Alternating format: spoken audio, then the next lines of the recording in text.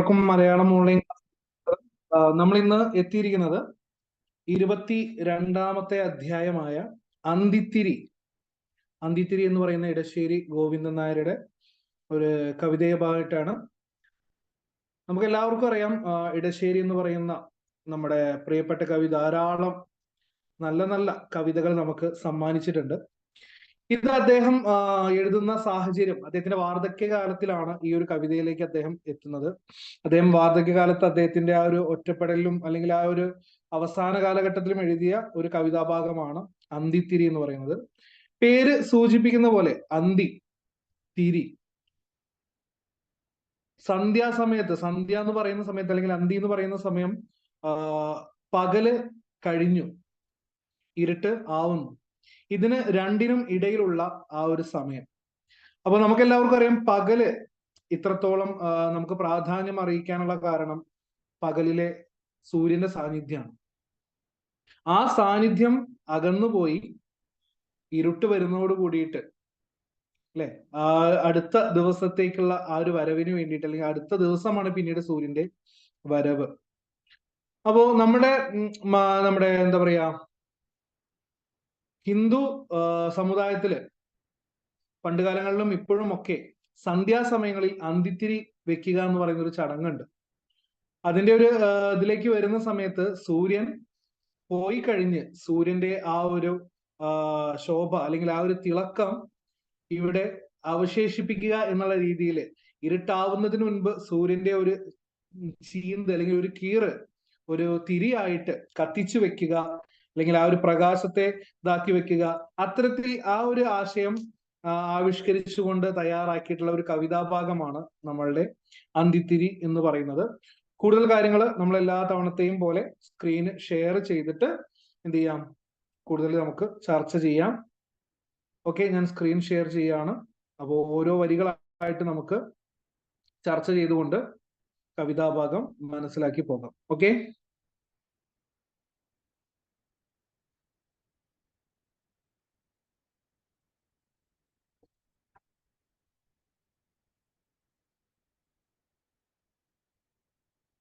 Okay.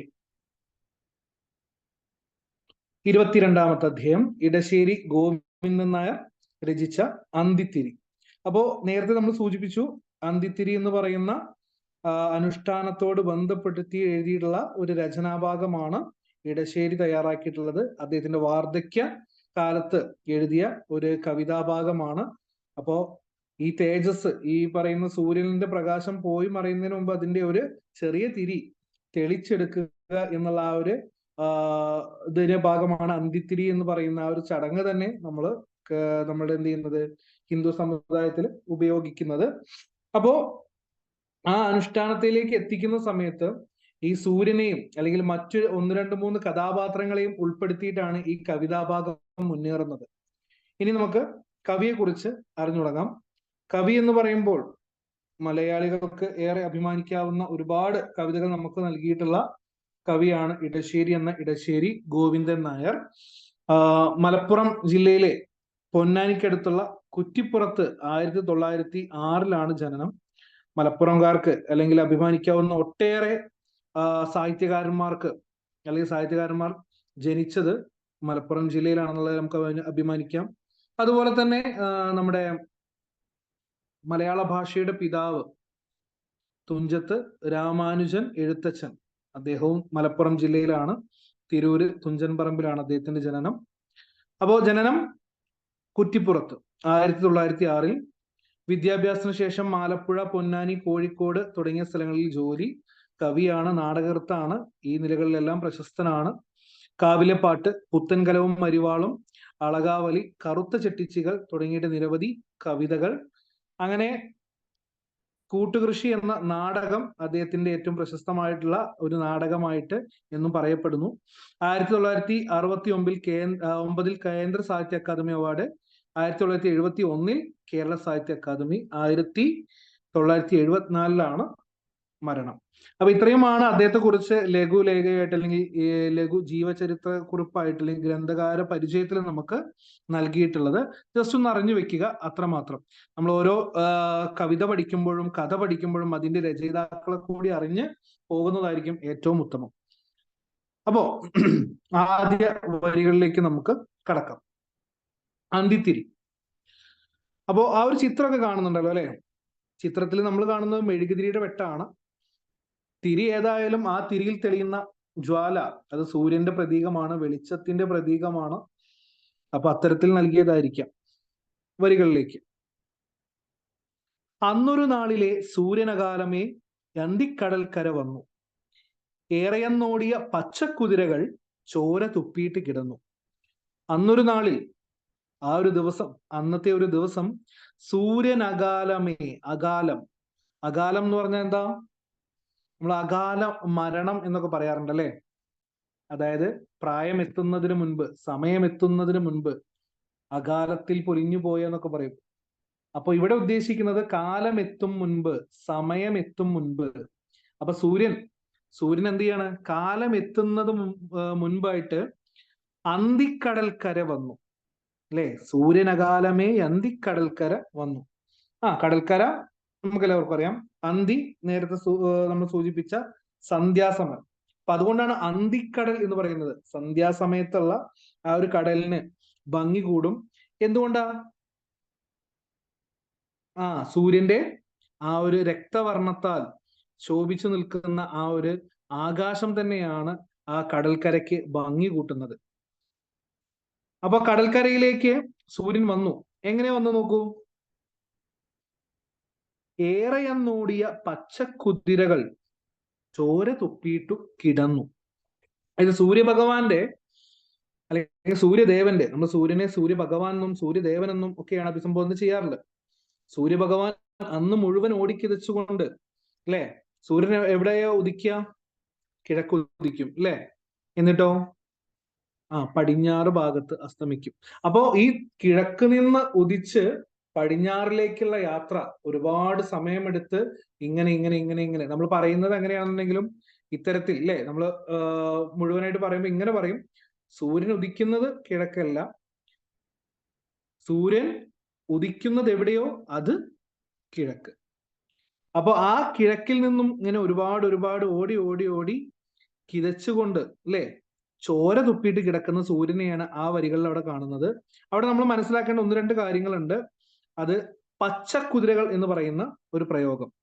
അതായത് നമ്മളുടെ പുരാണങ്ങളിലും അല്ലെങ്കിൽ നമ്മളുടെ കവികളുടെ ഒക്കെ കാഴ്ചപ്പാടിലൊക്കെ സൂര്യൻ 7 കുതിരകളെ കൂട്ടിയ രഥത്തിലാണ് സഞ്ചരിക്കുന്നത് എന്നാണ് സങ്കല്പം. ആ ഒരു സൂര്യന്റെ യാത്ര മുഴുവൻ ആ രഥത്തിലാണ്. ആ രഥത്തിന് 7 കുതിരകളുണ്ട്. ആ കുതിരകളെല്ലാം ചോര തുപ്പിയിട്ട് കിടന്നു എന്ന് പറഞ്ഞു. ഇത് അത്രത്തോളം ക്ഷീണിതനായിട്ട് തളർന്നിട്ട് എന്ത് ചെയ്യാണ്? ചോര തുപ്പിക്കിടന്നു. ഇവിടെ ചോര എന്നുള്ളത് കൊണ്ട് ഉദ്ദേശിക്കുന്നത് നമ്മൾ എല്ലാവർക്കും അറിയുന്ന പോലെ സൂര്യാസ്തമയ സമയം രക്തവർണ്ണങ്ങളാൽ വളരെയധികം അലങ്കൃതമായിട്ട് നിൽക്കുമല്ലോ ആകാശം. അപ്പൊ ആ സമയത്ത് ആ കാണുന്ന ചുവപ്പിനെയാണ് കവി ഇപ്രകാരം ചോര തുപ്പിയിട്ട് കിടന്നു, ചുവന്ന ആകാശം അല്ലെങ്കിൽ ചെമ്മാനം എന്നൊക്കെ പറയില്ലേ നമ്മള്. അപ്പോ അതുകൊണ്ടാണ് ആ ഒരു പ്രയോഗം ഇവിടെ കൊടുത്തിരിക്കുന്നത്, ചോര തുപ്പിയിട്ട് കിടന്നു. അപ്പോ സൂര്യൻ പതിവിന് വിപരീത അല്ലെങ്കിൽ പതിവിന് സമയമാകുന്നതിന് മുൻപ് തന്നെ എന്ത് ചെയ്തു? കടൽക്കരയിലേക്ക് എത്തി. അവിടെ പച്ചക്കുതിരകളെല്ലാം അല്ലെ ചോര തുപ്പിയിട്ട് ഇങ്ങനെ കിടക്കുന്നതായിട്ടാണ് ആദ്യ വരികളിൽ കാണിക്കുന്നത്. അങ്ങനെ വളരെ ക്ഷീണിതനായി നിൽക്കുന്ന സൂര്യദേവൻ അദ്ദേഹം ആദ്യം കാണുന്ന വീട്ടിലേക്ക് കയറുകയാണ്. ആദ്യത്തെ വീട്ടിൽ എന്താ കാണുന്നത് നമുക്ക് നോക്കാം. ആദ്യത്തെ വീട്ടിലെ പൂമുഖത്തിണ്ണമേൽ മുത്തശ്ശിയെ കണ്ടു ദേവൻ. അന്തിക്ക് വന്നു വശായി, കുറച്ചിടമെൻ തല ചായ്ക്കാൻ തരുമോ. വളരെ ക്ഷീണിതനാണ്. അതിനാൽ തന്നെ ആദ്യം കണ്ട വീട്ടിലേക്ക് കയറുന്നു. ആദ്യത്തെ വീട്ടിലെ പൂമുഖത്തിണ്ണയില് അല്ലെ, പൂമുഖം അല്ലെ, എന്താ പൂമുഖം എന്ന് പറഞ്ഞ സിറ്റ് ഔട്ട് അല്ലെങ്കിൽ ഈ പറഞ്ഞ പോലെ എന്താണ് നമ്മള് വീടിന്റെ ഒക്കെ മുൻഭാഗത്തിനെ അത്തരത്തിലാണ് എന്ത് ചെയ്യുക പറയുക. അപ്പോ വീടിന് മുൻപിലുള്ള പൂമുഖത്ത് ആ തിണ്ണയിൽ ഇരിക്കുന്ന തിണ്ണ ഉണ്ടല്ലോ, ആ ഇരിക്കുന്ന തിണ്ണമേൽ ആരുണ്ട്? ഒരു മുത്തശ്ശി അവിടെ ഇരിക്കുന്നു. ഉമ്മറ എന്നൊക്കെ നമ്മൾ പറയില്ലേ, അത്തരത്തിൽ ഉമ്മറ തിണ്ണമേല് ഒരു മുത്തശ്ശിയെ ഇരിക്കുകയാണ്. ആ മുത്തശ്ശിയാണ് ആദ്യമായിട്ട് സൂര്യദേവൻ കാണുന്നത്. ആ സൂര്യദേവന്റെ വാക്കുകൾ ഇപ്രകാരം: അന്തിക്കു വന്ന് വശായി കുറച്ചിടമൻ തല ചായ്ക്കാൻ തരുമോ. വശായി, ആ പ്രയോഗമാവും ഏറ്റവും കൂടുതലായിട്ട് എല്ലാവരിലും ഒന്നൊന്നൊന്നൊന്ന് ഇതാക്കിയിട്ടുണ്ടാവും അല്ലെ. വശായി എന്നുള്ളത് കൊണ്ട് ഉദ്ദേശിക്കുന്നത് എന്താണ്? സൂര്യൻ പറയുന്നതാണ്. വശായി എന്നുണ്ടെങ്കിൽ വന്നു വശായി, അവശത, ഇതൊക്കെയാണ് ആ ഒരു വരിയിൽ ശരിക്കും വന്നു വശായി എന്നുള്ളതാണ് ആ ഒരു എന്താ പറയാ പ്രയോഗത്തിന്റെ പൂർണ്ണ രൂപം. പക്ഷേ അത് ലോപിച്ച് അല്ലെങ്കിൽ അത് കുറഞ്ഞ് പിന്നീട് ഷോർട്ടായിട്ട് വന്നതാണ് എന്ത്? വശായി എന്ന പ്രയോഗം. അതിലും മറ്റൊരു ഒരു കാര്യമുണ്ട്. വശായി എന്ന് കൂടുതലും ഉപയോഗിക്കുന്നത് ബ്രാഹ്മണന്മാരാണ്, അല്ലെങ്കിൽ നമ്പൂതിരികളാണ് എന്ത് ചെയ്യുന്നത്? ഈ പ്രയോഗം കൂടുതലായിട്ട് ഉപയോഗിക്കുന്നത്. നമ്പൂതിരി ഭാഷയിൽ തന്നെ ഏറ്റവും കൂടുതൽ ആളുകൾ ഉപയോഗിക്കുന്ന ആ ഒരു പ്രയോഗത്തിൽ ഒന്നാണ് ഈ വശായി എന്ന് പറയുന്നത്. അപ്പൊ ഇവിടെ ചിലപ്പോ കവി എന്ത് ചെയ്തിരിക്കാം? സൂര്യഭഗവാനെ ഒരു നമ്പൂതിരി ആയിട്ട് കണ്ടിട്ടുണ്ടാവാം. അപ്പൊ സൂര്യനെ ഒരു നമ്പൂതിരിയാണ്, ആ നമ്പൂതിരി ആയതുകൊണ്ടാണ് സൂര്യൻ ഇപ്രകാരം എന്ത് ചെയ്യുന്നത്? സംസാരിക്കുന്നത്. വശായി എന്നുള്ള പ്രയോഗങ്ങളൊക്കെ അതിന്റെ ഭാഗമായി ആയിരിക്കാം. കാരണം കുറച്ചു കഴിഞ്ഞു സൂര്യഭഗവാന് എന്ത് ചെയ്യുന്നുണ്ട്? ഒരു ഇപ്രകാരത്തിൽ നമ്പൂതിരി യുവാവായിട്ടോ അല്ലെങ്കിൽ നമ്പൂതിരി ആയിട്ടൊക്കെ താരതമ്യം അല്ലെങ്കിൽ താരതമ്യമല്ല, എന്ത് ചെയ്യുന്നുണ്ട്? ഉപമിക്കുന്നുണ്ട്. ഒരു ഇത്തരത്തിലുള്ള പ്രയോഗങ്ങളിൽ നമുക്ക് ഒരു നമ്പൂതിരി ആയിട്ട് നമുക്ക് തോന്നിപ്പിക്കുന്നുണ്ട് കവി. അപ്പോ ഇതാണ് ചോദ്യം. വളരെ അവശതയോടുകൂടി വന്നിരിക്കുകയാണ്. കുറച്ച് സ്ഥലം എനിക്ക് തല ചായ്ക്കാനായിട്ട് തരുമോ? മുത്തശ്ശിയുടെ മറുപടി ഇങ്ങനെ: പാടില്ല നീ ഇങ്ങു നിൽക്കുകിൽ പാഴിരുളെങ്ങനെ ചേക്കേറും. പാടില്ല തൂവെളിച്ചത്തിനു വേണ്ടിയൻ പാരമ്പര്യങ്ങളെ തള്ളാം. മുത്തശ്ശി ഉടനെ പറയുന്നു, അയ്യോ പാടില്ല. എന്താ? നീ ഇങ്ങു നിൽക്കുകയാണെങ്കിൽ, അതായത് സൂര്യഭഗവാൻ ഇപ്രകാരം ഇങ്ങനെ പോവാതെ നിൽക്കുകയാണെങ്കിൽ, അല്ലെ, ഇങ്ങനെ നിൽക്കുകയാണെങ്കിൽ എന്തായിരിക്കും? പാഴിരുളിന് ഇങ്ങോട്ടേക്ക് ചേക്കാറാനായിട്ട് കഴിയില്ല. ഇരുട്ട്, അല്ലെ, രാത്രി ഇരുട്ടിനെയാണ് ഉദ്ദേശിക്കുന്നത്. പക്ഷെ അവിടെ പാഴിരുൾ എന്നാണ് പറഞ്ഞിട്ടുള്ളത്, അല്ലെ? പാഴിരുൾ എന്തുകൊണ്ടായിരിക്കും? പ്രത്യേകിച്ച് പ്രയോജനമൊന്നുമില്ലാത്ത ഒരു രൂപത്തിലാണ് അവിടെ പാഴിരുൾ എന്ന് പറയുന്ന ഒരു വിശേഷണം ഇരുളിന് കൊടുക്കുന്നത്. അതായത് നമ്മൾ ചിലപ്പോഴൊക്കെ ഇങ്ങനെ ചിന്തിക്കാറുണ്ട്. അതായത് ഒരു ദിവസം മുഴുവൻ അല്ലെങ്കിൽ ഇരുട്ടായതേ ഇല്ല, എന്തായിരിക്കും അവസ്ഥ? അതായത് ഇരുട്ട് എന്ന് പറയുന്ന സംഭവമേ ഇല്ലായിരുന്നു എങ്കിൽ ഫുൾ ടൈം സൂര്യൻ ആകാശത്തുണ്ട്, ഭൂമിയിലുണ്ട്, പ്രകൃതിയിലുണ്ട്, അല്ലെ? ഞാൻ മക്കളോട് ചോദിക്കുന്ന സമയത്ത് ഇങ്ങനെ ആയിരുന്നു എങ്കിൽ എന്തായിരിക്കും? പല രസകരമായ ഉത്തരങ്ങളും വരുമായിരുന്നു. എന്തൊക്കെ വരും? നിങ്ങളുടെ മനസ്സിൽ എന്തൊക്കെ വരുന്നുണ്ട്? അല്ലെ, ഒരാൾ പറഞ്ഞു എന്താണ്? കറണ്ട് ബില്ല് കുറയും, കാരണം ലേറ്റ് ഇടണ്ട, അല്ലെ, അതുകൊണ്ട് കറണ്ട് ബില്ല് അധികം ആവില്ല. മറ്റൊരാൾ പറഞ്ഞു നമുക്ക് ആ സമയവും കൂടെ ജോലി എടുക്കാം, കാരണം വെളിച്ചമാണ് പലപ്പോഴും എന്ത് ചെയ്യുന്നത്? നമുക്ക് ജോലി കുറയാനുള്ള, അല്ലെങ്കിൽ ഇരുട്ട് ആവുന്ന സമയത്ത് നമുക്ക് പല ജോലികളും തുടരാനായിട്ട് കഴിയാത്തത് കൊണ്ട് പലപ്പോഴും ചില ജോലികളൊക്കെ നമ്മൾ നിർത്തും. മറ്റൊന്ന്, പലരുടെയും ഉറക്കം, പലരും ഉറങ്ങുകയില്ല. ഇരുട്ടായതുകൊണ്ട് മാത്രം, രാത്രിയാണ്, മറ്റൊന്നും ചെയ്യാനില്ല എന്നുള്ളത് കൊണ്ട് മാത്രം എന്താണ്? ചില ആളുകള് ചിലപ്പോ ഉറങ്ങാതിരിക്കാം. പിന്നെ പറഞ്ഞൊന്ന് ഇങ്ങനെയായിരുന്നു: കള്ളന്മാരും കൊള്ളക്കാരുടെയൊക്കെ അവരുടെ ഇത് കുറയും, കാരണം ഇരുട്ട് ആസ്പദമാക്കി, ഇരുട്ടിനെ ചുറ്റിപ്പറ്റി ഒരുപാട് അക്രമങ്ങളും മോഷണങ്ങളും അല്ലെങ്കിൽ മറ്റു രൂപത്തിലുള്ള കുറ്റകൃത്യങ്ങളൊക്കെ നടക്കുന്നുണ്ട്. അപ്പൊ അത് നടക്കില്ല എന്ന്. ഇതേ ചിന്ത വേണമെങ്കിൽ നമുക്ക് തിരിച്ചും നോക്കാട്ടോ. എങ്ങനെ? ചിലപ്പോൾ, അല്ലെങ്കിൽ സപ്പോസ് പൂർണ്ണമായിട്ടും ഇരുട്ട് മാത്രം, സൂര്യനില്ല, ദിവസങ്ങളോളം ഇരുട്ട് മാത്രമാണെങ്കിൽ നമ്മൾ നേരത്തെ പറഞ്ഞ കാര്യങ്ങളൊക്കെ നേരെ ഉൾട്ടടിക്കും അല്ലെ? കറണ്ട് ബില്ല് കൂടും, ആളുകൾ ജോലിക്ക് പോകാൻ മടിയന്മാരായിരിക്കും, ഈ പറഞ്ഞ രൂപത്തില് അക്രമങ്ങളും ഈ പറയുന്ന കള്ളന്മാരുടെയൊക്കെ ശല്യമൊക്കെ എന്ത് ചെയ്യും, കൂടാൻ സാധ്യതയുണ്ട്. അങ്ങനെ ചിന്തിക്കുകയാണെങ്കിൽ ഒരുപാട് രസകരമായിട്ടുള്ള ഉത്തരങ്ങൾ കിട്ടും. നിങ്ങൾക്ക് എന്തൊക്കെ കിട്ടി ആലോചിച്ച് നോക്കൂ. അപ്പൊ ഇവിടെ പറയുന്നത്, ഇപ്രകാരത്തിൽ നിനക്ക് ഞാൻ തല ചായ്ക്കാൻ സ്ഥലം തരാൻ കഴിയില്ല, കാരണം അത് പാടില്ല. നീങ്ങി നിൽക്കുകയാണെങ്കിൽ ഇരുള് എങ്ങനെയാണ് ചേക്കേറുന്നത്? ഇരുട്ടിന്, നീ ഇങ്ങനെ നിന്ന ഇരുട്ടിന് വരാൻ കഴിയില്ല. ശരിയല്ലേ? സൂര്യൻ ഇങ്ങനെ നിന്നാ എങ്ങനെ ഇരുട്ട് വരും? സൂര്യൻ പോകുന്നത് കൊണ്ടാണ് ഇരുട്ടാവുന്നത്. സൂര്യൻ അപ്രകാരം നിൽക്കുമെങ്കിൽ ഇരുട്ടിന് പിന്നെ അവിടെ സാധ്യതയില്ല. കാരണം തൂവെളിച്ചത്തിനു വേണ്ടിയൻ പാരമ്പര്യങ്ങളെ തള്ളാൻ. അപ്പൊ മുത്തശ്ശിയുടെ ഇതൊരു പാരമ്പര്യത്തിന്റെ ഭാഗമാണ്. എന്ത്? സൂര്യഭഗവാൻ രാവിലെ കിഴക്ക് ഉദിക്കുന്നു, കിഴക്കുദിച്ചിട്ട് ഇങ്ങനെ ദിവസം മുഴുവൻ ഇങ്ങനെ കറങ്ങി നടക്കുന്നു. അവസാനം സന്ധ്യയോടടുപ്പിച്ച് സൂര്യഭഗവാൻ കടലിൽ മുങ്ങി അങ്ങ് പോകുന്നു. അതോടുകൂടി ഇരുട്ടിന്റെ ആഗമനം. അപ്പോ ഇതൊരു പാരമ്പര്യമാണ്, ഒരു പാരമ്പര്യത്തിന്റെ ഭാഗമാണ്, ഒരുപാട് കാലങ്ങളായിട്ട് നടക്കുന്ന ഒരു പ്രതിഭാസമാണ് ഈ സംഭവം.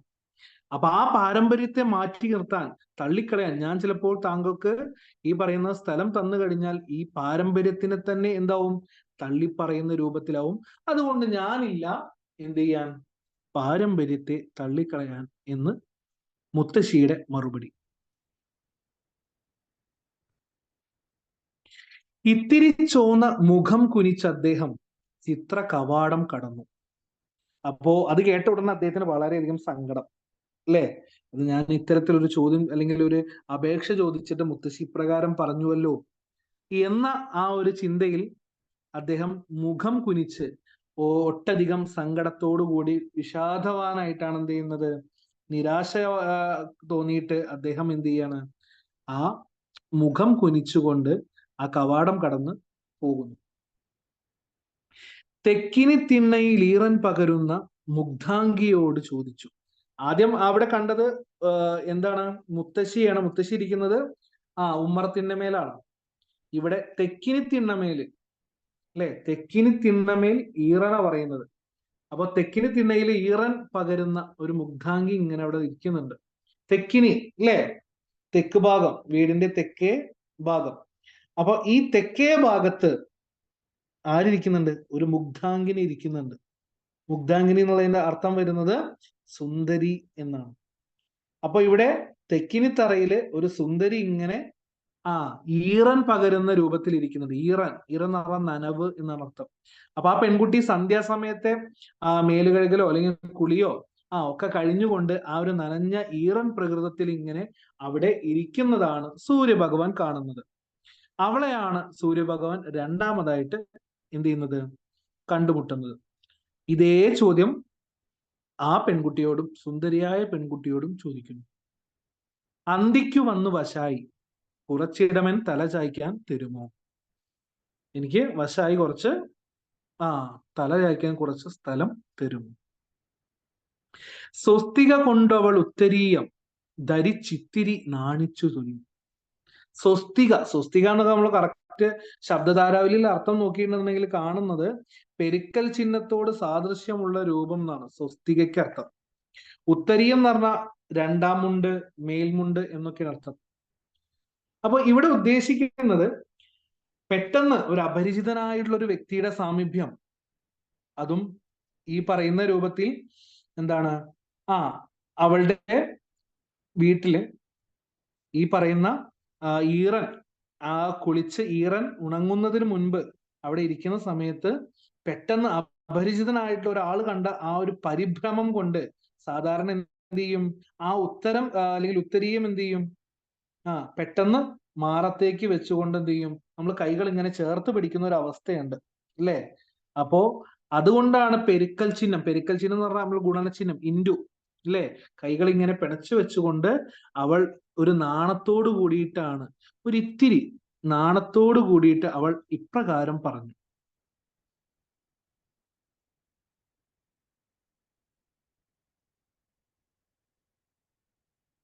നീ ഇങ്ങു നിൽക്കുകിൽ നീരവശാന്തമാം നീല നിശീതം വരില്ല. അതായത് നീ ഇങ്ങനെ നിൽക്കുകയാണെങ്കിൽ, മുത്തശ്ശി പറഞ്ഞ പോലെ തന്നെയാണ്, പക്ഷെ നീ ഇങ്ങ് നിൽക്കുകയാണെങ്കിൽ നീരവശാന്തമാം നീല നിശീതം വരില്ല. അതായത് നീ ഇപ്രകാരം ഇങ്ങനെ നിൽക്കുകയാണെങ്കിൽ എന്തില്ല? ശാന്തമായ, നീരവശാന്തം, നീരവം എന്ന് പറഞ്ഞാൽ മൂകത എന്നർത്ഥം, ശാന്തം, ശാന്തം, അപ്പോ കാം ആൻഡ് ക്വയറ്റ് അല്ലെ? അങ്ങനെ നിൽക്കുന്ന രാത്രിയുടെ ഒരു പ്രത്യേകത എങ്ങനെയാണ്? നമ്മളുടെ രാത്രിക്ക് ഒരു നിശബ്ദതയുണ്ട്. ഇപ്പൊ നേരത്തെ പറഞ്ഞ പോലെ എല്ലാവരും വിശ്രമത്തിലായിരിക്കും, എല്ലാവരും കിടന്നുറങ്ങുകയായിരിക്കും അല്ലെ? അപ്പൊ അതിന്റെ ഒരു ശാന്തത പ്രകൃതി മുഴുവൻ ഉണ്ടാകും. അപ്പോ ആ ശാന്തതയോട് കൂടിയ നീല നിശീധിനി അല്ലേ? നമ്മൾ പറയും നീല നിശീധിനി എന്നൊക്കെ പറയും. ഇവിടെ നീല നിശീതം എന്നാണ് അർത്ഥം, ഒന്ന് തന്നെയാണ്. അതായത് നീല രാത്രി. ആ രാത്രിക്ക് വരാൻ കഴിയില്ല. അതെന്താ വരാൻ കഴിയില്ലെങ്കിൽ എന്താ കുഴപ്പം? നോക്കൂ, നീല നിശീതം വരില്ലെങ്കിൽ എന്നുടെ ജീവിത നാഥനെത്തില്ല. അങ്ങനെ പറയേ. അതായത് അവളുടെ പ്രാണനാഥനെ കാത്തിരിക്കുകയാണ്. അവൾക്ക് ഏറ്റവും പ്രിയപ്പെട്ടവൾ അല്ലെ? പ്രിയപ്പെട്ട ഭർത്താവായിരിക്കാം. ആ ഭർത്താവിനെയും കാത്തുകൊണ്ട് രാത്രിയാകുമ്പോ നമ്മൾ പറയില്ലേ, ജോലിക്ക് പോയതായിരിക്കാം, മറ്റില്ലെങ്കിൽ അന്യദേശത്തായിരിക്കാം, രാത്രിയായ സമയത്താണ്, അല്ലെങ്കിൽ ഞാൻ നേരത്തെ പറഞ്ഞൊരു കാര്യമുണ്ട്, ജോലി അല്ലെ, ഇരുട്ടാവുമ്പോൾ നമ്മൾ ജോലിയൊക്കെ മതിയാക്കി നിർത്തിപ്പോരും. അപ്പോ സൂര്യൻ ഉണ്ടെങ്കിൽ അതൊന്നും പറ്റില്ല. അപ്പൊ ഇവിടെ സൂര്യഭഗവാൻ പോയെങ്കിലേ എന്ത് ചെയ്യാൻ പറ്റുള്ളൂ? നീല നിശീതമാവുകയുള്ളൂ, നീല രാത്രി ആവുകയുള്ളൂ. അങ്ങനെ ആയെങ്കിൽ മാത്രമേ എൻ്റെ നാഥൻ, എൻ്റെ പ്രാണനാഥൻ, എൻ്റെ പ്രിയ ഭർത്താവ് ഇങ്ങോട്ടേക്ക് വരുള്ളൂ. അപ്പൊ അതുകൊണ്ട് നിങ്ങൾ പോയിട്ടില്ലെങ്കിൽ ഈ പറയുന്ന നീലനിശീതം വരികയില്ല. അങ്ങനെ വന്നിട്ടില്ലെങ്കിൽ എൻ്റെ ജീവിതനാഥൻ എന്ത് ചെയ്യില്ല? ഇങ്ങോട്ടേക്ക് എത്തില്ല. പിന്നെ എങ്കിൽ എന്തിനു ഞാൻ കേതകി ഗന്ധിയാമൻ പൂമ്പുട നിവർത്തി. അപ്രകാരം അദ്ദേഹം വന്നിട്ടില്ലെങ്കിൽ പിന്നെ ഞാൻ എന്തിനാണ്? എങ്കിൽ എന്തിന് ഞാൻ കേതകി ഗന്ധി അല്ലെ? നല്ല കേതകി ഗന്ധം മണം അല്ലെ? എന്തിന്റെ ഗന്ധ? നല്ല കൈതപ്പൂവിന്റെ മണം. ആ കൈതപ്പൂവിൻ മണമുള്ള പൂമ്പുടവ അല്ലെ, പുടവ വസ്ത്രം എന്തിന് ഞാൻ നിവർത്തി ധരിക്കണം അല്ലെ? എന്റെ ജീവിതനാഥൻ, എന്റെ പ്രാണനാഥന് വേണ്ടിയിട്ട് അണിഞ്ഞൊരുങ്ങി നിൽക്കുകയാണ്. താങ്കൾ പോയിട്ടില്ലെങ്കിൽ എന്റെ ജീവിതനാഥൻ വരില്ല, രാത്രിയാവില്ല, അതുകൊണ്ട് അദ്ദേഹവും വരില്ല. പിന്നെ ഞാൻ എന്തിനാണ് അദ്ദേഹത്തിന് വേണ്ടി കാത്തിങ്ങനെ ഈ പറയുന്ന മനോഹരമായ, ഈ പറയുന്ന കൈതയുടെ നറുമണമുള്ള ഈ പുടവ നിവർത്തി ഇങ്ങനെ നിൽക്കണം? രണ്ടാമത്തെ വ്യക്തിയും നിരാശ നൽകിയതോടുകൂടി കൂടുതൽ സങ്കടം, വിഷമം, ദുഃഖം അല്ലേ? ആലോചിച്ചോക്കെ, മുത്തശ്ശി അങ്ങനെ പറഞ്ഞു, ഇതാ ഒരു സുന്ദരിയായ ഒരു പെൺകുട്ടി ഉണ്ടായിരുന്നു, അവളെങ്കിലും തല ചായ്ക്കാൻ ഇത്തിരി സ്ഥലം തരുമെന്ന് പ്രതീക്ഷിച്ചു. അവിടെയും എന്താണ്, നമ്മൾ നേരത്തെ സൂചിപ്പിച്ച പോലെ നിരാശയാണ് ഫലം. അപ്പൊ ഇത്തിരി കൂടി തളർന്നു പോയ ദേവൻ മർത്യരാശി പതിരുട്ടോ മാറത്തെ മൂവിഴ നൂലിൽ വലം വിരൽ 4-5 വട്ടം ചലിച്ചു. കുറച്ചും കൂടെ തളർന്നു പോയി ദേവൻ ഇങ്ങനെ ചിന്തിക്കുകയാണ്. മർത്യരാശി മർത്യം എന്ന് പറഞ്ഞാൽ മനുഷ്യൻ. അതായത് മനുഷ്യരാശി എന്ത് ചെയ്യുന്നു? അവർക്ക് ആവശ്യമുള്ളത് ഇരുട്ടാണോ? മനുഷ്യരാശി പതിരുട്ടോ. അതായത് മനുഷ്യരാശിക്ക് ഇഷ്ടം എന്നെയല്ലേ, ഞാൻ നിൽക്കുന്നതല്ലേ അവർക്ക് ഇഷ്ടം. അവർക്ക് ഇരുട്ടാണോ വേണ്ടത്? അവർ ഇരുട്ടിനെയാണോ സ്നേഹിക്കുന്നത് എന്നൊരു സംശയം, ചിന്താഗതി ആരിലേക്ക് വരികയാണ്? സൂര്യഭഗവാന് വരികയാണ്. ആ ഒരു സംശയത്തിന്റെ ആ ഒരു കാഠിന്യം കാണിക്കുന്നതിന് വേണ്ടിയിട്ട് അദ്ദേഹത്തിന്റെ മാറ് നെഞ്ഞ്, ഞാൻ നേരത്തെ സൂചിപ്പിച്ച ഓർമ്മയുണ്ടോ? ബ്രാഹ്മണനാണെന്ന് കൽപ്പിക്കുന്നതിന് വേണ്ടിയിട്ട് മറ്റൊരു സന്ദർഭം കൂടി ഉണ്ടെന്ന്. അതിതാണ്, മാറത്തെ മൂവിഴ നൂലിൽ വലം വിരൽ കൊണ്ട് 4-5 വട്ടം എന്ത് ചെയ്യുന്നുണ്ട്? അങ്ങോട്ടും ഇങ്ങോട്ടും. നമുക്കറിയാം, ബ്രാഹ്മണൻ നമ്പൂതിരിമാരൊക്കെ അവരുടെ ഇതിന്റെ അടയാളമായി അവര് ശരീരത്തിൽ മാറോട് കുറുകെ ചേർത്ത് വെക്കുന്ന ഒന്നുണ്ട്, പൂണൂൽ എന്ന് പറയും. ആ പൂണൂലിൽ വലം വിരൽ കൊണ്ട്, വലത് കൈയിലെ വിരൽ കൊണ്ട് 4-5 വട്ടം ഇങ്ങനെ എന്ത് ചെയ്യാണ്, ഇതാക്കണം. നമ്മളെ ടെൻഷൻ അടിക്കുമ്പോൾ നമുക്ക് മനസ്സിലുണ്ടാകുമ്പോൾ ഓരോരുത്തർക്കും ഓരോരോ ഇതാണ്. ചില ആൾക്കാർ നഖം കടിക്കും, ചില ആളുകൾ കാലിളക്കും, ചില ആൾക്കാർ ഇങ്ങനെ തലയിൽ ഇങ്ങനെ പ്രസ് ചെയ്യും, പല രൂപത്തിലാണ് അല്ലേ. അപ്പോ പെട്ടെന്ന് സൂര്യഭഗവാൻ തന്റെ ശരീരത്തിലെ ചേർന്ന് കിടക്കുന്ന ആ നൂലിന്മേലാണ് കൈകൾ കൊണ്ട് ഇങ്ങനെ കളിക്കുന്നത്. അപ്പൊ മാറത്തെ നൂലിൽ വലം വിരൽ 4-5 വട്ടം ചലിച്ചു. ഇപ്പോഴും അദ്ദേഹത്തിന് നിരാശയാണ് ഫലം അല്ലെ. അടുത്ത വരികളിലേക്ക് കിടക്കാം. പറ്റിക്കുഴകയാൽ കാലുരസി നടുമുറ്റം വലം വെച്ചു ചെന്നു. സമയം അധികരിച്ചിരിക്കുന്നു. ഇത്രയും സമയമായിട്ടും താൻ ആഗ്രഹിച്ചതുപോലെ ഇവിടെയൊന്നും തല ചായ്ക്കാൻ ആരും തന്നെ സഹായിക്കുന്നില്ല. അതിനാൽ തന്നെ പറ്റിക്കുഴഞ്ഞിരിക്കുന്നു. അധികം ഈ പറയുന്ന പോലെ കുഴഞ്ഞിരിക്കുകയാണ് സൂര്യഭഗവാൻ. അതുകൊണ്ട് തന്നെ കാലൊക്കെ ഉരസിയിട്ടാണ് നടക്കുന്നത്. അതായത് ശരിക്ക് ഒരു വ്യക്തി നടക്കുന്ന രൂപത്തിൽ അദ്ദേഹത്തിന് എന്ത് ചെയ്യുന്നില്ല, നടക്കാനായിട്ട് സാധിക്കുന്നില്ല. അങ്ങനെ കാലുകളെല്ലാം ഉരസി ആ നടുമുറ്റം ഇങ്ങനെ വലം വെച്ച് നടക്കുകയാണ് അല്ലെ. അദ്ദേഹം ആ ഒരു വീട്ടിലെ നടുമുറ്റം എന്ന് പറഞ്ഞാൽ അറിയാലോ, പണ്ട് കാലത്തൊക്കെ തറവാട് വീടുകളിലും അല്ലെങ്കിൽ പഴയ വീടുകളിലൊക്കെ ഉണ്ടാക്കുന്ന ഒന്നായിരുന്നു നടുഭാഗത്ത് മുറ്റമുള്ള ഒരു വീട്. അപ്പൊ ആ നടുമുറ്റത്ത് വലം വെക്കുക ചുറ്റിയിട്ട് ഇങ്ങനെ നടക്കുന്നു. അപ്പോഴതാ മറ്റൊരു കഥാപാത്രം. നേരത്തെ കണ്ടത് മുത്തശ്ശിയും ഒരു സുന്ദരിയായിരുന്നു. ഇപ്പോൾ കാണുന്നത് നോക്കൂ, മൊട്ടിട്ട മുല്ലയെ പോലെ വടക്കിനിക്കെട്ടിലെ രോമന തയ്യൽ.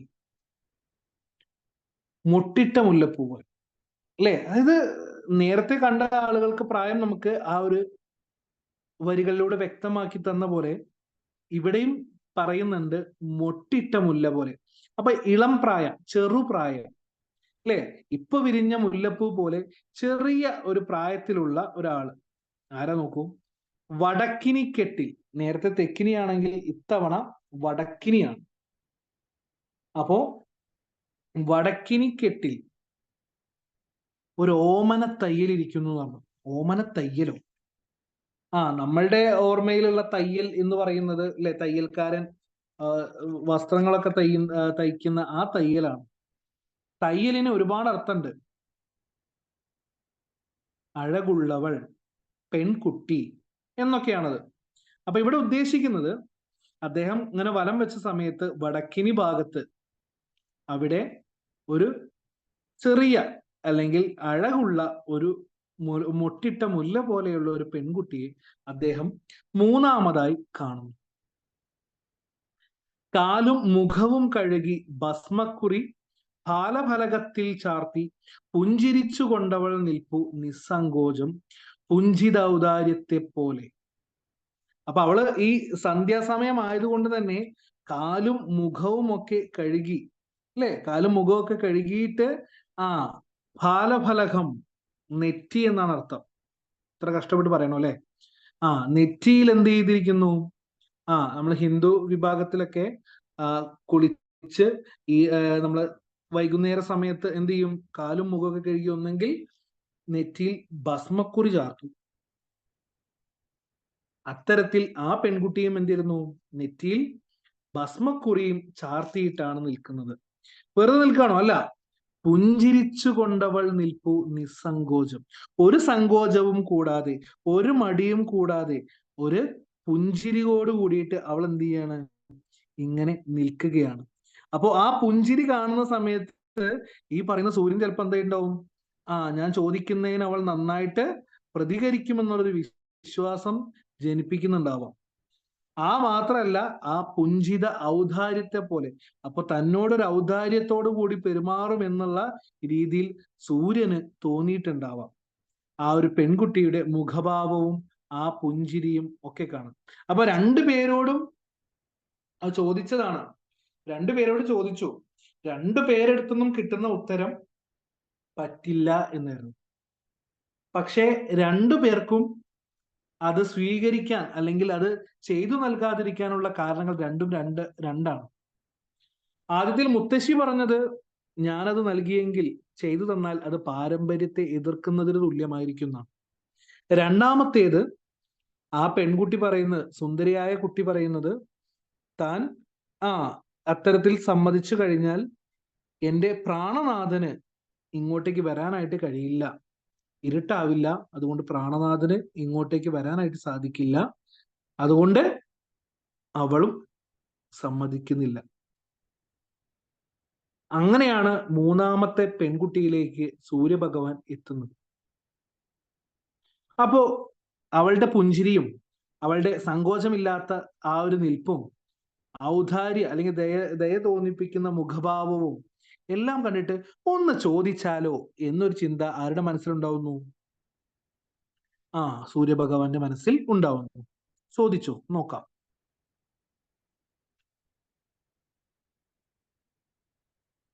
അമ്പിലെനിക്കു നടക്കുവാൻ നിൻ വിരൽ തുമ്പൊരാലംബമാക്കാമോ? നേരത്തെ അതേ ചോദ്യമല്ല കേട്ടോ ചോദിച്ചേ. നേരത്തെ ചോദിച്ച ചോദ്യത്തിന് ഒരു ചെറിയ വ്യത്യാസം വരുത്തി അദ്ദേഹം ചോദിച്ചു, അമ്പിൽ എനിക്ക് നടക്കുവാൻ. എന്താ അമ്പേ നടക്കുക, അമ്പിൽ നടക്കുക എന്നൊക്കെ പറഞ്ഞു? അമ്പ നടക്കുക അറിയില്ല നമ്മള്?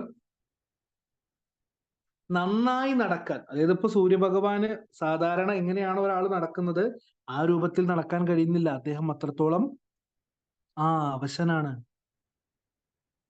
അപ്പൊ എനിക്ക് നന്നായി നടക്കുവാനായിട്ട് നിന്റെ വിരൽ തുമ്പ് ഒരു ആലംബമാക്കാമോ? ആലംബം സഹായം എന്നാണ് അർത്ഥം, അല്ലെങ്കിൽ ആശ്രയം എന്നാണ് അർത്ഥം. അതായത് എന്നെ നടക്കാനായിട്ട് സഹായിക്കുമോ എന്നാണ് ചോദ്യം. കാരണം വന്ന വഴിക്ക് തിരിച്ചു പോയിടുവാൻ വയ്യല്ലോ ദേവനു പണ്ടും. ഇത് വന്ന വഴിക്ക്, അതായത് ദേവന്റെ യാത്ര തുടങ്ങിയത് ഏത് വഴിയിലൂടെയാണ്? കിഴക്ക് നിന്ന് തുടങ്ങിയല്ലേ? ആ കിഴക്ക് നിന്ന് ഇങ്ങനെ ഇങ്ങനെ ഇങ്ങനെ ഇങ്ങനെ വന്നിട്ട് വേണം പടിഞ്ഞാറോട്ട് അസ്തമിക്കാൻ. തിരിച്ചു പോകാൻ പറ്റുമോ? എനിക്ക് വയ്യ, അങ്ങോട്ട് തിരിച്ചു പോകണം എന്ന് പറഞ്ഞിട്ട് ഈ പറയുന്ന ഇവിടേക്ക് തന്നെ, കിഴക്കിലേക്ക് തന്നെ തിരിച്ചു പോകാനായിട്ട് കഴിയില്ല. അപ്പൊ അതുകൊണ്ടാണ് പറയുന്നത്, വന്ന വഴിക്ക് തിരിച്ചു പോയിടുവാൻ വയ്യല്ലോ ദേവന് പണ്ടും. ദൈന്യത കണ്ടുരുകാതെ, ആ ദൈന്യത കണ്ടുരുകാതെയെ കന്യയിൽ അന്യത്വ ശങ്കയെ ബാക്കി. അപ്പോ സൂര്യന്റെ ദൈന്യത കണ്ടുരുകാതെ ആ കന്യക, ആ പെൺകുട്ടി ഇങ്ങനെ നിൽക്കുകയാണ്. അപ്പൊ നേരത്തെ സൂചിപ്പിച്ച പോലെ തന്നെ ആദ്യം നമ്മൾ ആ സുന്ദരിയായ പെൺകുട്ടി കാണുമ്പോൾ അപരിചിതനായ ഒരു വ്യക്തിയോട് തോന്നുന്ന ഒരു പേടി അവിടെ നമുക്ക് പ്രകടമാണ്. അതുപോലെ തന്നെ സൂര്യന്റെ ആ വല്ലായ്മ കണ്ടിട്ട് പെൺകിടാവിന് മനസ്സ് അലിയുന്നുണ്ട്. പക്ഷെ ഒരു ശങ്ക ബാക്കിയുണ്ട്. എന്താ ശങ്ക? അതാണ് അവിടെ പറയുന്നത്, അന്യത്വ ശങ്ക. അന്യനാണ്, അല്ലെങ്കിൽ അപരിചിതനാണ്. അപ്പോ ഇത് ആരാണ് തന്റെ മുൻപിൽ എനിക്ക് പരിചയമില്ലാതെ മുൻപിലേക്ക് വന്നിരിക്കുന്നത് എന്ന ആ ഒരു സംശയം ബാക്കി നിൽക്കെ, ദൈന്യത മനസ്സിലുണ്ടെങ്കിൽ പോലും അത്തരത്തിൽ ബാക്കി നിൽക്കുന്ന രൂപത്തിലാണ് ആ പെൺകുട്ടിയുടെ നിൽപ്പ് എന്ന് കവി വ്യക്തമാക്കുന്നു. അപ്പൊ അവരുടെ മനസ്സിൽ നോക്കൂ, തിണ്ണമ ബാലിക വായിച്ചിരിക്കുമോ കർണ പിതാവിനെ പറ്റി. തിണ്ണം പെട്ടെന്ന് എന്നാണ് അർത്ഥം. പെട്ടെന്ന് അദ്ദേഹം ആലോചിക്കുകയാണ്, സൂര്യദേവൻ ആലോചിക്കുകയാണ്, ആ ബാലിക വായിച്ചിരിക്കുമോ ഈ കർണപിതാവിനെ പറ്റി. കർണപിതാവ് ആരാ? സൂര്യഭഗവാൻ തന്നെയാണ്. അതായത്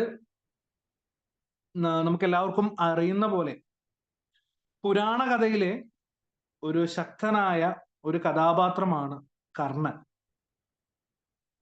കർണൻ എന്ന് പറയുന്നത് മഹാഭാരത കഥ ചർച്ച ചെയ്യുന്നത് കൗരവരും പാണ്ഡവരും തമ്മിലുള്ള കുരുക്ഷേത്ര യുദ്ധമൊക്കെയാണ്. അപ്പോ പഞ്ചപാണ്ഡവരുടെ എതിരായിട്ട് നിൽക്കുന്ന ദുര്യോധനന്റെ സഖ്യത്തിന് പേരാണ് കൗരവർ. കൗരവപ്പടയിൽ ദുര്യോധനന് ഏറ്റവും സഹായിയായിട്ടും ഏറ്റവും ശക്തനായിട്ടും ഒപ്പം നിന്ന കഥാപാത്രമാണ് കർണൻ എന്ന് പറയുന്നത്. ഈ കർണന്റെ പിതാവാണ് ആര്? സൂര്യഭഗവാൻ. അതെങ്ങനെയപ്പോ അറിയോ? അതായത് സത്യം പറഞ്ഞിട്ടുണ്ടെങ്കിൽ പഞ്ചപാണ്ഡവരും കർണനും സഹോദരങ്ങളാണ്. നമ്മുടെ കഥയില് സൂര്യ ഭഗവാനിൽ കുന്തിദേവിക്ക് ജനിച്ച കുഞ്ഞാണ് കർണൻ. കഥ പറയണമെങ്കിൽ ഒരുപാടുണ്ട്, എന്നാലും ഞാൻ ചുരുക്കി ഒന്ന് പറയാം. അതായത്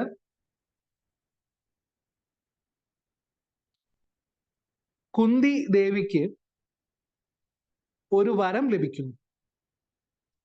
ആ വരത്തിന്റെ ഭാഗമായിട്ട് അത് നടക്കുമോ ഇല്ലയോ എന്ന് ദേവിക്കൊരു സംശയം.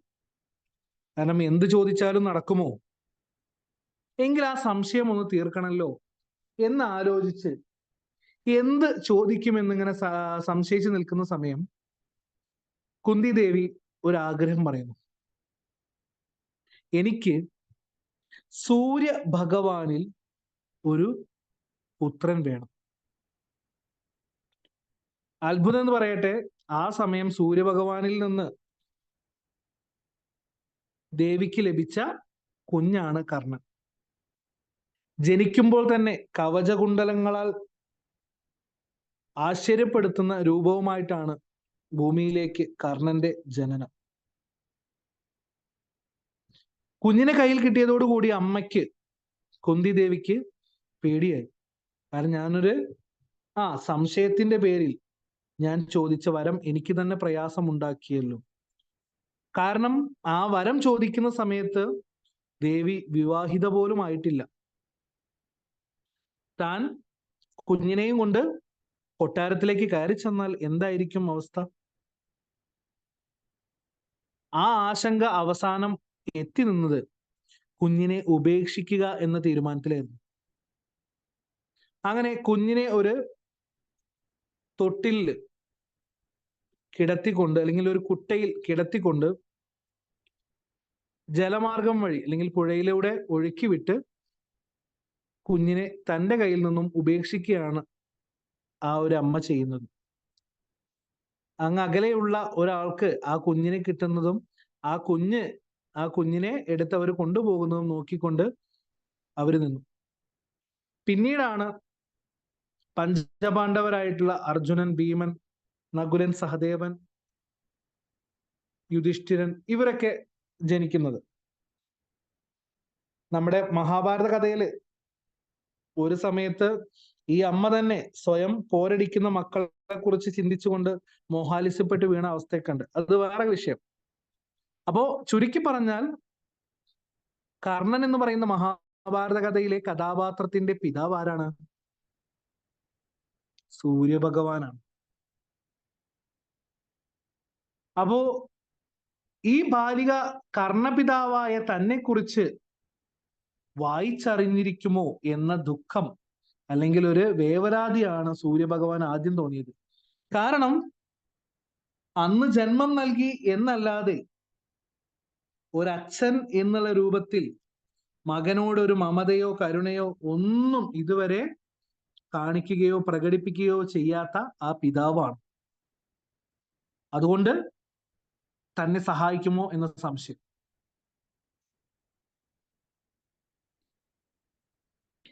ഈ യുഗധർമ്മത്തെ ഓർത്തുറച്ചീടിനാൾ തൂവെളിച്ചം നിലനിർത്താൻ. അപ്പോ അതൊക്കെ അവിടെ നിൽക്കട്ടെ.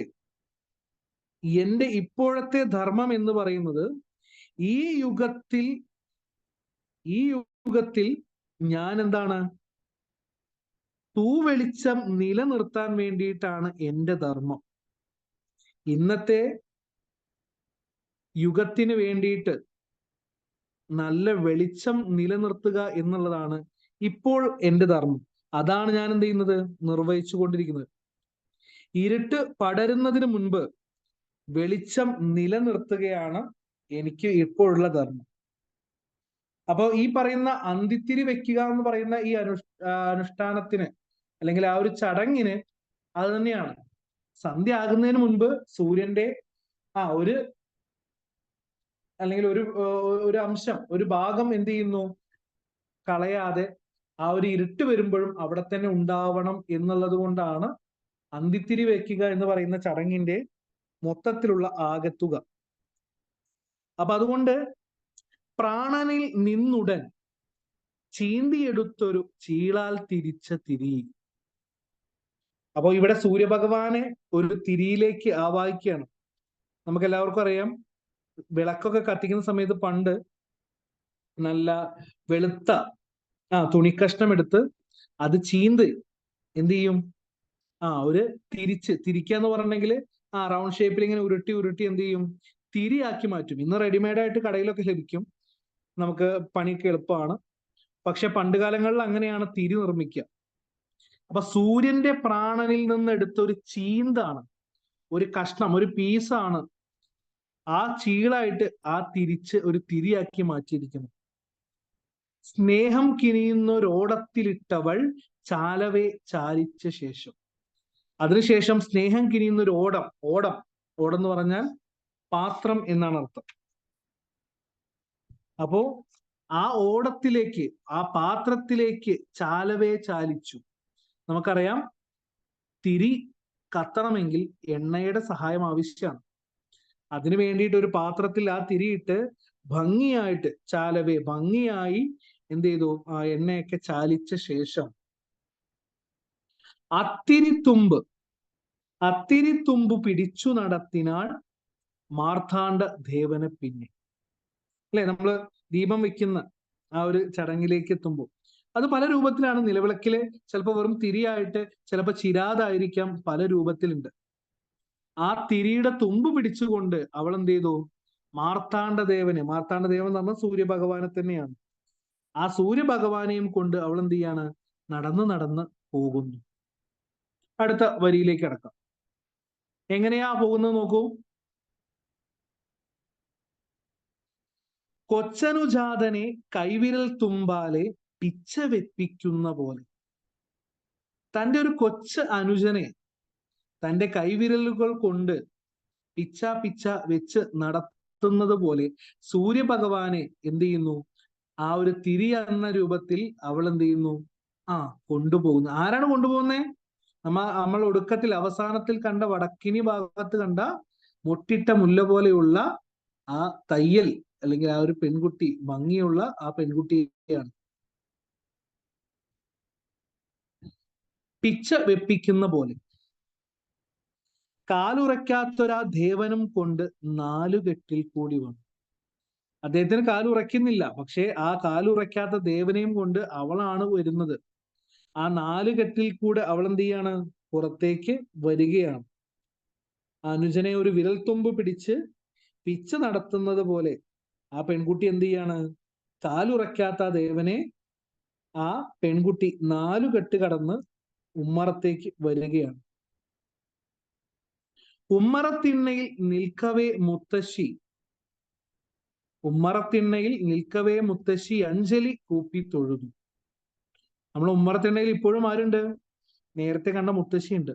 മുത്തശ്ശി ഈ പെൺകുട്ടിയുടെ വരവ് കണ്ടപ്പോൾ അഞ്ജലി കൂപ്പി തൊഴുതു. കൈകൾ 10 വിരലുകളും ഒരേപോലെ നമ്മൾ കൈകൾ കൂപ്പില്ലേ സാധാരണ രൂപത്തിൽ, അതിനെയാണ് അഞ്ജലി എന്ന് പറയാം.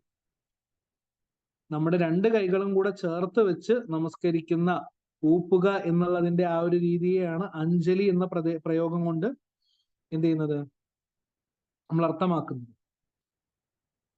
അപ്പൊ മുത്തശ്ശി തൊഴുതു നിൽക്കുകയാണ്.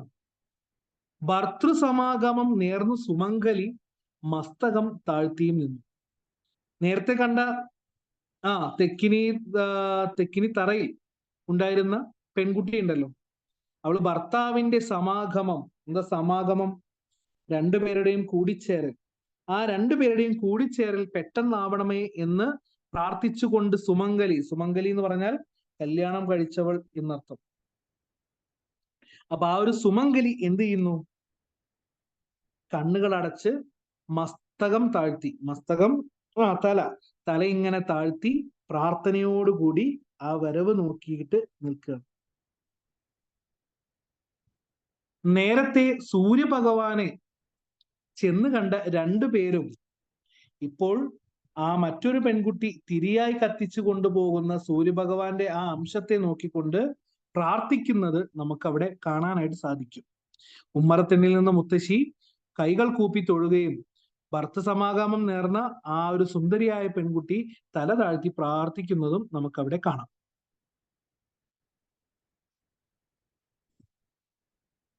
മുല്ലക്കുടങ്ങളിൽ ശംഖൂതും വണ്ടുകൾ മുറ്റും സ്തുതിക്കുന്നവനെ, ക്ഷിപ്രപ്രസാദിയാം ദേവനെ കന്യക തൃത്താത്തറയിലിരുത്തി. ആ സമയത്ത് മുല്ലക്കുടങ്ങളിൽ, മുല്ലക്കുടം എന്ന് ഉദ്ദേശിച്ച മുല്ലപ്പൂവിന്റെ കുടങ്ങളാണ്, മുല്ലപ്പൂക്കളുടെ ആ ഒരു കുടങ്ങളിൽ വണ്ടുകൾ ശംഖൂതുന്ന പോലെ ഇങ്ങനെ എന്ത് ചെയ്യുന്നു? ശബ്ദമുണ്ടാക്കുന്നു. അതുപോലെ തന്നെ ക്ഷിപ്രപ്രസാദിയാം ദേവനെ കന്യക തൃത്താത്തറയിൽ ഇരുത്തി. അപ്പോ ആ കന്യകയായ പെൺകുട്ടി ആ ഒരു സൂര്യഭഗവാനെ എന്ത് ചെയ്യുന്നു? ആ ഒരു തുളസിത്തറയിൽ, തൃത്താത്തറ എന്ന് പറഞ്ഞാൽ തുളസിത്തറയിൽ കൊണ്ടിരുത്തി. ഞാൻ നേരത്തെ സൂചിപ്പിച്ച പോലെ ചിലപ്പോൾ ഒരു ചെറിയ വിളക്കാവാം, അതല്ല എന്നുണ്ടെങ്കിൽ ചിരാതാവാം, അതല്ല വെറും ആ ഒരു അല്പം എണ്ണയോട് കൂടിയ ആ തിരിയും തുളസിത്തറയിൽ വെച്ച് കത്തിക്കുന്ന ഒരു ശീലമുണ്ട്. അപ്പൊ ആ തുളസിത്തറയിൽ അവിടെ ഇരുത്തുകയാണ്. ഉള്ള വെളിച്ചവും ഊതിക്കെടുത്തുന്ന ഭള്ളുമൊടുവിൽ കുനിയും, അന്തിത്തിരിയുമായി എത്തുന്ന നിങ്ങൾതൻ മുമ്പിൽ ഇളംമുറക്കാരെ. ഇളംമുറക്കാരോടുള്ള ഒരു അല്ലെങ്കിൽ ഒരു സൂചന, അല്ലെങ്കിൽ അവർക്കുള്ള ഒരു ഉപദേശമായിട്ടാണ് അവസാനം കവിത അവസാനിപ്പിക്കുന്നത്. അതായത് ഇനിയുള്ള പഴയ പ്രയാസങ്ങളും അമംഗളവും എല്ലാം ഒഴിവാക്കിക്കൊണ്ട് ഇനിയുള്ള ജീവിതം എന്ന് പറയുന്നത് നല്ല സന്തോഷപൂർവമായിട്ടുള്ള രീതിയിലേക്ക് നമ്മൾ പോകും. അപ്പൊ അതുകൊണ്ട് ഭള്ള് എന്ന് പറഞ്ഞ അഹങ്കാരം, നുണ, അസത്യം ഒക്കെ ഒരുപാടുണ്ട്. അപ്പൊ നമ്മളുടെ മനസ്സിലുള്ള ഇത്തരത്തിലുള്ള ആ ഒരു ഭാവമെല്ലാം എന്ത് ചെയ്യാണ്? ഇപ്പൊ മുത്തശ്ശിയും ആ മുഗ്ധാംഗിനിയും ഒക്കെ പ്രകടിപ്പിച്ചത് അതിന്റെ ഭാഗമാണ്, അല്ലെ? അവര് ഇതിലേക്ക് താല്പര്യപൂർവ്വം വന്നില്ലേ? അപ്പോ ഉള്ള വെളിച്ചം ഊതിക്കെടുത്തുക, ഇരുട്ട് ഇഷ്ടപ്പെടുക, ആ രൂപത്തിലേക്ക് നമ്മള് വന്നിരുന്ന ആളുകളാണ് ഇപ്രകാരം ചെയ്യുന്നത്. അപ്പോ ഇളമുറക്കാരി എന്ന് നമ്മൾ പറയുന്നത് ഈ പറയുന്ന അവസാനം വന്ന ചെറിയ പെൺകുട്ടിയാണ്. അവൾ എന്ത് ചെയ്യുന്നു? ആ അന്തിത്തിരിയുമായിട്ട് മുൻപിലേക്ക് വരികയാണ്. അപ്പോ ഈ പറയുന്ന പ്രകാശം, ആ വെളിച്ചം തെളിയിക്കാനാണ് ശ്രമിക്കേണ്ടത്, അല്ലെങ്കിൽ മറ്റുള്ളവരെ പോലെ കെടുത്താനല്ല. ആ മുതിർന്നവർ ശ്രമിച്ചത് ആ പെൺകുട്ടിയേക്കാൾ പ്രായമുള്ള ആ ഒരു സുന്ദരിയും ആ മുത്തശ്ശിയും ഒക്കെ എങ്ങനെയെങ്കിലും ആ എന്താ പറയാ സൂര്യഭഗവാൻ പോയിട്ട് ഇരുട്ടിനെയാണ് പ്രാധാന്യം നൽകിയത്. പക്ഷേ നമ്മൾ അതല്ല വേണ്ടത്, വെളിച്ചം തെളിയിക്കാനാണ് ഇളമുറക്കാർ എന്ത് ചെയ്യുന്നത്? പഠിക്കുന്നത്, പ്രവർത്തിക്കുന്നത്. അവരോട് എന്ത് ചെയ്യുക? നല്ലതുപോലെ ജീവിക്കാൻ അന്തിത്തിരി എന്നും കത്തിച്ചു വെക്കുക. ആ ജീവൻ, ഈ പറയുന്ന സൂര്യഭഗവാന്റെ ആ ഒരു ചീന്ത് ജീവൻ അതിലൂടെ നിലനിർത്താൻ നിങ്ങൾക്ക് സാധിക്കും ഇളമുറക്കാരെ എന്ന് പറഞ്ഞിട്ടാണ് കവിതാഭാഗത്തിന് അവസാനം നൽകുന്നത്. അപ്പൊ നമ്മൾ നേരത്തെ സൂചിപ്പിച്ച പോലെ ഇടശ്ശേരിയുടെ ഒരുപാട് കവിതകളിൽ ഏറ്റവും നല്ല രീതിയിൽ അല്ലെങ്കിൽ വായനക്കാരിലേക്ക് എത്തിയ കവിതകളിൽ ഒന്ന് തന്നെയാണ് അന്തിത്തിരി എന്ന് പറയുന്നത്. നമ്മളെ ചുറ്റുള്ള ആളുകൾക്ക് എല്ലാവർക്കും ഈ പറയുന്ന പോലെ ഇരുട്ട് ഉറപ്പായിട്ടും, അല്ലെങ്കിൽ നമ്മൾ പ്രകൃതിയുടെ പ്രതിഭാസങ്ങളിലൊന്നാണ് ഇരുട്ട്. ആ ഇരുട്ട് നമ്മൾ എന്ത് ചെയ്തു? ഇത്രയും കാലത്തിനിടയിൽ നമ്മളത് മനസ്സുകൊണ്ട് പൊരുത്തപ്പെട്ട് ഇങ്ങനെ പോയി, അല്ലേ? ഓരോരുത്തർക്കും അതിനനുസരിച്ച് ഓരോരോ കാരണങ്ങൾ ഉണ്ടായിരിക്കാം. അപ്പൊ അതിന്റെ ഭാഗമായിട്ട് സൂര്യഭഗവാൻ അണയുന്ന അല്ലെങ്കിൽ അവസാനിക്കുന്ന സമയം, മനോഹരമായിട്ടുള്ള ആ ഒരു ദൃശ്യം ആകാശത്ത് പതിയുന്ന സമയം, ആ ഒരു സൂര്യഭഗവാന്റെ ഒരു പ്രകാശത്തിന്റെ ഭാഗം എടുത്തുകൊണ്ട് ആ ഒരു തിരിയിൽ കത്തിച്ചു വെക്കുക എന്ന ആശയത്തിന്റെ ബാക്കിയാണ് അന്തിത്തിരി വെക്കുക എന്ന ചടങ്ങിന്റെ പൂർണ്ണമായിട്ടുള്ള രൂപം. അത് തന്നെയാണ് ചില കഥാപാത്രങ്ങളുടെ ഇതോട് കൂടിയിട്ട് നമുക്ക് എന്ത് ചെയ്തിരിക്കുന്നത്? നമുക്ക് കവിതയിൽ വിശദീകരിച്ച് നൽകിയിട്ടുള്ളത്. സോ ഇത്രയുമാണ് നമ്മളുടെ കവിതാഭാഗം. വളരെ ചെറിയ ഒരു കവിതാഭാഗമാണ്. നേരത്തെ സൂചിപ്പിച്ച പോലെ എന്താണ്, ഇടശ്ശേരിയുടെ മനോഹരമായിട്ടുള്ള കവിത. ആദ്യ ഭാഗത്ത് വളരെയധികം കിതച്ചുകൊണ്ട് ഒരു ദിവസത്തെ മുഴുവൻ യാത്രയും കഴിഞ്ഞ് ഒരു കടൽ തീരത്തെത്തി നിൽക്കുന്ന സൂര്യഭഗവാൻ അവിടെ നിന്നും ആദ്യം കാണുന്ന വീട്ടിലേക്ക് കയറി അവിടെ മുത്തശ്ശിയെ കണ്ടു. അവിടെ മുത്തശ്ശിയോട് തലചായ്ക്കാൻ ഇടം ചോദിച്ചു. പാരമ്പര്യത്തിന്റെ ഭാഗമാണ്, അതുകൊണ്ട് അത് എന്താണ്, ഒരിക്കലും നിനക്ക് ഇവിടെ നിൽക്കാനായിട്ട് സാധിക്കില്ല, നീ പോയേ മതിയാകൂ, എന്നാലേ ഇരുളിന് ഇങ്ങോട്ടേക്ക് വരാനായിട്ട് കഴിയൂ എന്നാണ് മുത്തശ്ശിയുടെ അഭിപ്രായം ഉണ്ടായിരുന്നത്. അതുപോലെ തന്നെ നമ്മുടെ വീട്ടിലെ മറ്റൊരു അംഗമായിട്ട് ഒരു സുന്ദരി പെൺകുടിയെ അടുത്തതായിട്ട് ആര് കണ്ടു? സൂര്യഭഗവാൻ കണ്ടു. ആ സൂര്യഭഗവാൻ ഇതേ ചോദ്യം വീണ്ടും എന്ത് ചെയ്യാണ്? ആവർത്തിക്കുന്നതാണ് നമ്മൾ കാണുന്നത്. ആവർത്തിച്ച സമയത്ത് അവളുടെ മറുപടി പ്രകാരമായിരുന്നു, എന്റെ പ്രാണനാഥൻ, ഞാൻ കാത്തിരിക്കുന്ന പ്രാണനാഥൻ രാത്രിയാകുന്ന സമയത്താണ് ഇങ്ങോട്ടേക്ക് വരിക. നീ പോയില്ലെങ്കിൽ രാത്രിയാവുകയില്ല, രാത്രിയായില്ലെങ്കിൽ അദ്ദേഹത്തിന്റെ വരവുണ്ടാവില്ല, അതുകൊണ്ട് എനിക്കും അതിന് സാധിക്കില്ല എന്ന് പറഞ്ഞു. പക്ഷെ ഇളമുറക്കാരിയായിട്ടുള്ള ആ ഒരു കൊച്ചു മുല്ലപ്പൊട്ട് അല്ലെങ്കിൽ മുല്ലമൊട്ടിനെ പോലെയുള്ള ആ പെൺകുടി എന്ത് ചെയ്തു? ഒരു തിരിയിൽ ആ സൂര്യദേവനെ അല്ലെങ്കിൽ സൂര്യദേവനെ കൽപ്പിച്ച് എന്ത് ചെയ്തു? ഒരു ചീന്തെടുക്കുന്ന പോലെ ആ ഒരു തിരിയിൽ കത്തിച്ചുകൊണ്ട് തുളസി തറയിൽ ഇരുന്നു. അപ്പൊ നമ്മളെല്ലാവരുടെയും മനസ്സിൽ ഇത്തരത്തിലുള്ള എന്താണ്, സൂര്യഭഗവാന്റെ ഒരു അംശം വെളിച്ചമായിട്ട് എല്ലാവരിലും ഉണ്ടാവണം. ആ വെളിച്ചമാണ് നമ്മുടെ ഇന്നത്തെ തലമുറയിലെ ആളുകൾ പകർന്നു നൽകുന്നത് എന്നൊക്കെയാണ് നമ്മുടെ കവിതയുടെ ഭാഗം. അപ്പോ വളരെ ചെറിയൊരു കവിതയാണ്, ഒരുപാടൊന്നും എന്താ പറയാ ഓവറായിട്ട് ഇങ്ങനെ ചിന്തിച്ച് ഇങ്ങനെ ആക്കേണ്ട ആവശ്യമൊന്നുമില്ല. വളരെ നല്ല ഒരു കവിതാഭാഗം. അപ്പൊ ഇന്നത്തെ ക്ലാസ് ഏകദേശം ഇവിടെ അവസാനിക്കുകയാണ്. അവസാനിക്കുമ്പോൾ എല്ലാ തവണത്തെയും പോലെ എനിക്ക് പറയാനുള്ള കാര്യം ഇത്രയേ ഉള്ളൂ. എന്തെങ്കിലും കാര്യങ്ങൾ സംശയങ്ങൾ ഉണ്ടെങ്കിൽ നോട്ട് ചെയ്യുക. അതിനുശേഷം വ്യക്തിഗതമായിട്ട് ചോദിക്കാനായിട്ട് ശ്രദ്ധിക്കുക. അപ്പോ നന്നായിട്ട് കവിത മനസ്സിലാക്കി പഠിക്കാനായിട്ട് ശ്രമിക്കുക. ഓക്കെ, സോ തൽക്കാലം നമ്മളിവിടെ ഇന്ന് നിർത്തുകയാണ്. നമുക്ക് ഇതേപോലെ മറ്റൊരു ക്ലാസ്സിൽ ഇതുപോലെ തന്നെ വളരെ മനോഹരമായിട്ട് വളരെ സന്തോഷത്തോട് കൂടിയിട്ട് അടുത്തൊരു ക്ലാസ്സിൽ കണ്ടുമുട്ടാം. അതുവരേക്കും എല്ലാവർക്കും നന്ദി, നമസ്കാരം.